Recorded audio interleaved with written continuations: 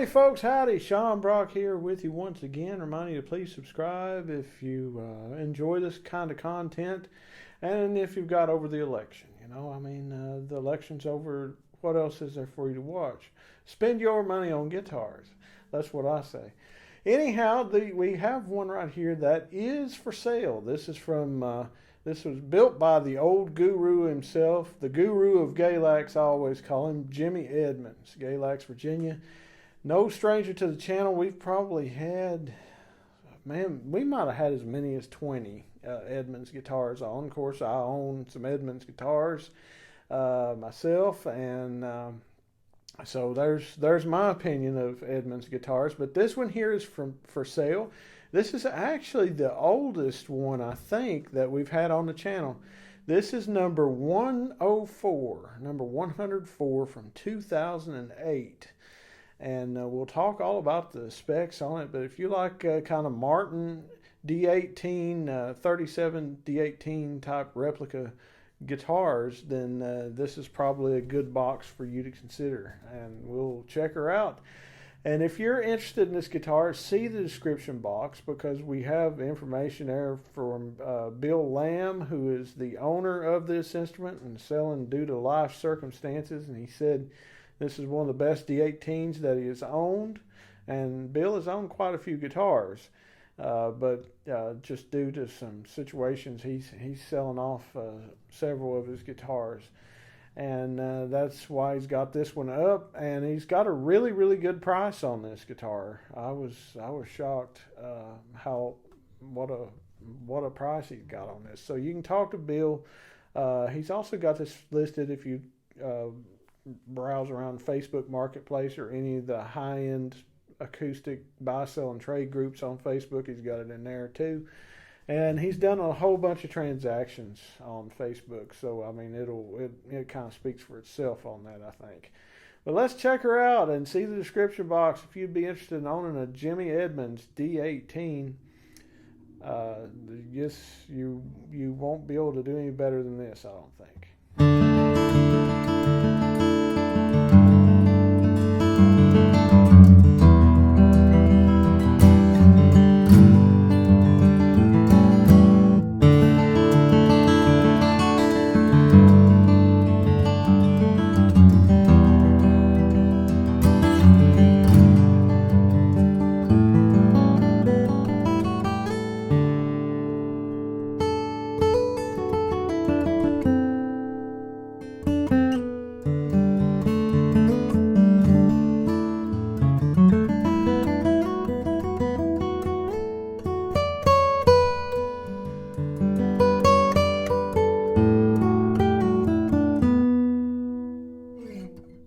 Man.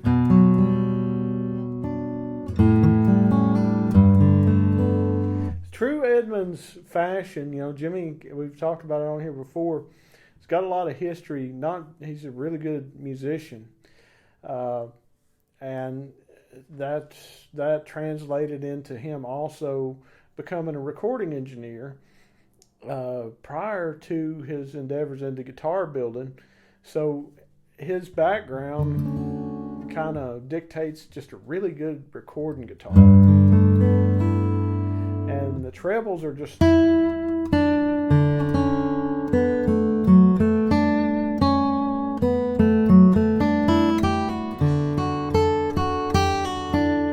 nice and solid, have a good clarity.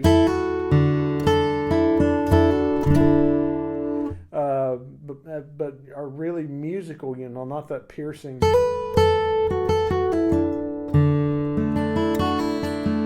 kind of thing. I mean, just real nice.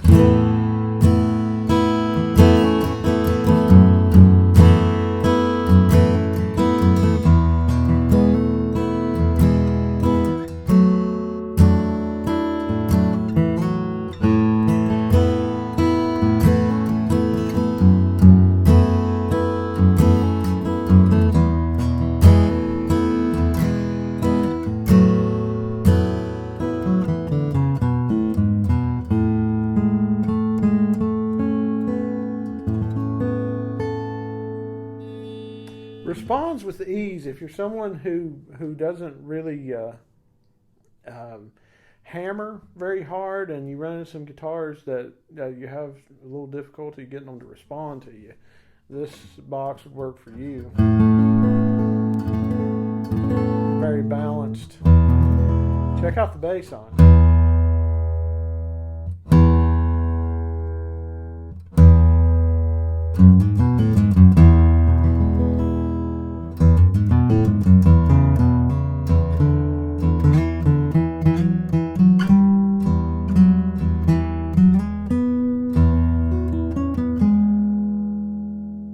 Nice sustain.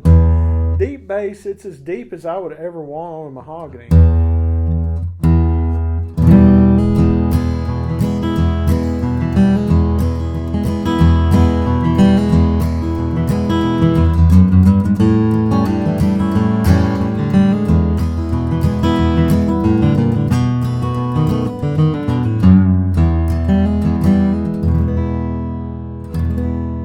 Subtleties are great.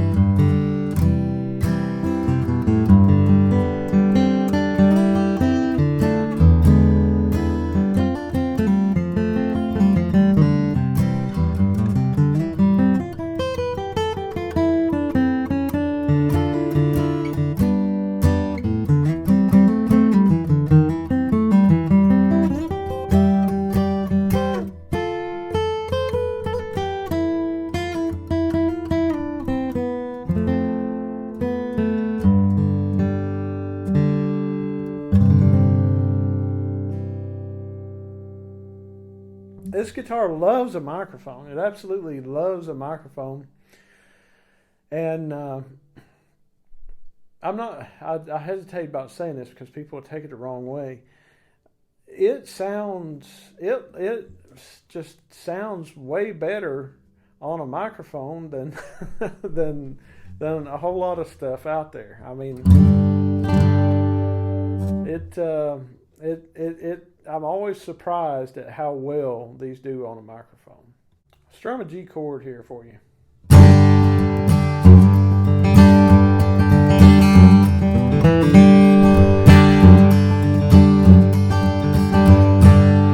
Grab the old capo here, page capos.com. Throw the old standard on her. Not out there to where you can't afford them, you know. High quality, good product. And Jimmy's guitars always do well capoed, in my experience, and I've played a whole lot of them down through the years. So. Key of A.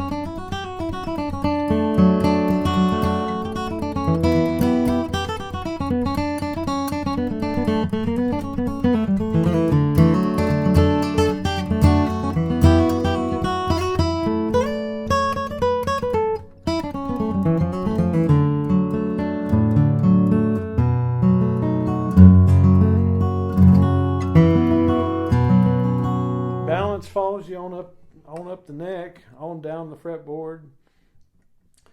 People always confuse north and south and east and west and all that. You know, after all these many years, I'm not sure which is actually up and down.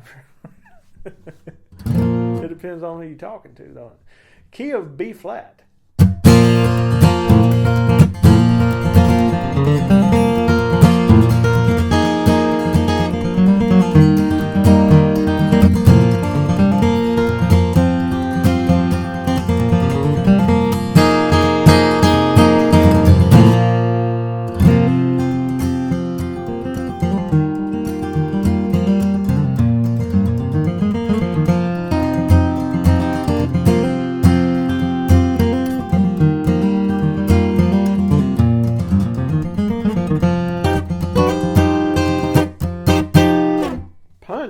It's got the punch. You know, it's almost got the level of punch where I would have to say that the punch has been spiked. It's spiked punch. Oh man. B.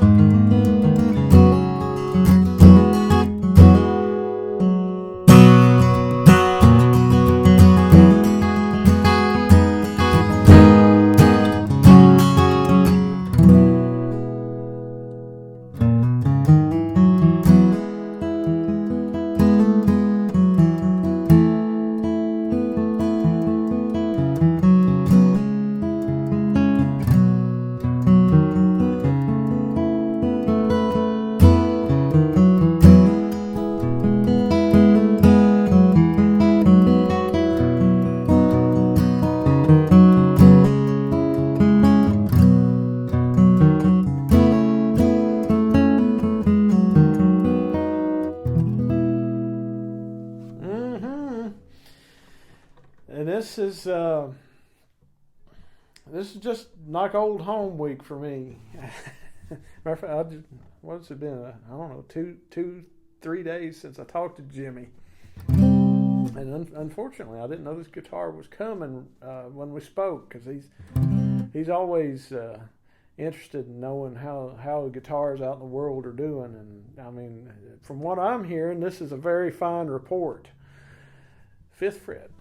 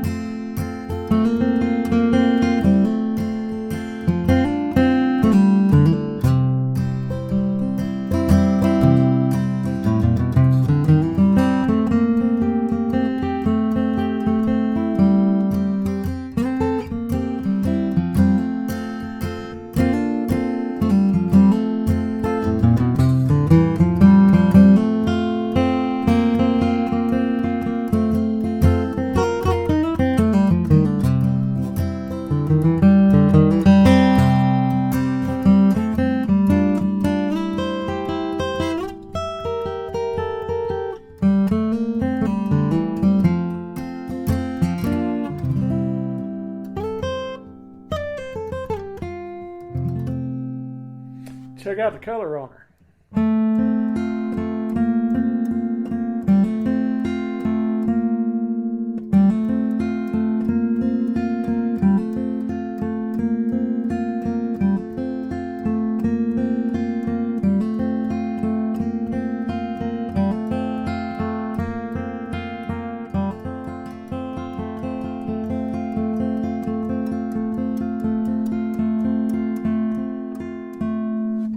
It's got color, and she's like I said, it's a 2008, so she's broke in nice. She's broken, but she's not abused. Number 104. So 4 guitars past a great anniversary, and I remember back in those days, man, Jimmy had such a long list. It was hard to get a hold of one of these. But number 104, Adirondack red spruce top, 18 style appointments. Long saddle, and there's a lot of saddle here. This is what you want to see. This is how much saddle you like to see when you're purchasing a guitar. Good amount of saddle, and the action is low. It's down there where I like it. It may be a little bit below 70 thousandths on the treble E. But the saddle isn't so tall that if you wanted like some kind of a high action, you could put a saddle in it, or you could shim it. It's at that perfect height where you've got a long ways to go before you would ever think about a neck reset. Neck reset won't be done in my lifetime unless somebody does something to abuse it. But it does have a little bit of ability there to raise it if you wanted to. There's very, very little relief in the guitar right now, too. So, you could, depending on your environment, somebody might choose to add a few thousandths of relief. But it's playing so nicely. Adirondack red spruce top, I would bet you this is Honda and mahogany back and sides. All good quality stuff. Jimmy is a good friend with Wayne Henderson. I mean, they're like family, and they do a lot of talking shop, and they do a lot of wood shopping together.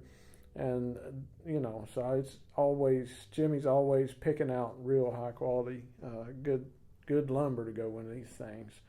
Bone nut, bone saddle. This is 2 5/16 at the bridge, forward shifted scallop to X. Very, again, in Edmonds fashion, very, very clean on the inside. Just good looking. I was told this was hide glue construction. This was in Jimmy's hide glue period, I was told. This is 1 3/4 to nut. Did I already say that? Well, this is a vintage inspired neck. It's not getting way up there. I'd be surprised if it gets all the way up to 1 inch spec on the thickness. And I'm going to say that at the nut, this is probably close to 860, 865. But a nice V, not a real sharp pointy V, but a nice V with good taper here on the top shoulder. Just fits your hand real nice. Jimmy's stuff always plays nice, and it's always when he carves a neck. Maybe you say, well, I like a smaller neck, or I like a bigger neck. And he always carves a very playable neck because he can play very well. So this has that going for it, and as I said, varnish finish. Grover tuners. Frets look to be very original. There is somewhere there on the treble, a few divots there on the B string. On the E, of course, it seems like for some reason a lot of your wear starts to happen on the B string first, but this is nowhere near needing a refret. Nowhere near it at all. It looks to me like the worst is just there at the first fret on the B string, but I mean it's a couple of minute job if somebody chose to have a crown and dress done, dress and crown. That's what I know. Number 104, really good guitar. Good balance. It responds well if you're a hard player, but it also responds very, very well for a soft player. And if you're interested in it, see the description box. Talk with Bill Lamb. You can call or text him there, or like I said, you can kind of view some more pictures and things on Facebook, on Marketplace, or a high-end buy, sell, and trade for acoustic guitars. you'll find this, because there's not many Edmonds guitars that are on the market, and he's got it priced to sell.